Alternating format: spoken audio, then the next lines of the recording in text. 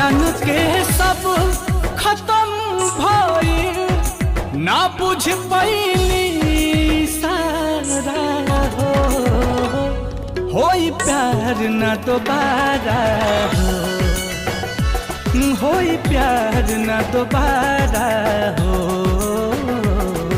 होई प्यार ना दोबारा हो, होई प्यार ना दोबारा हो।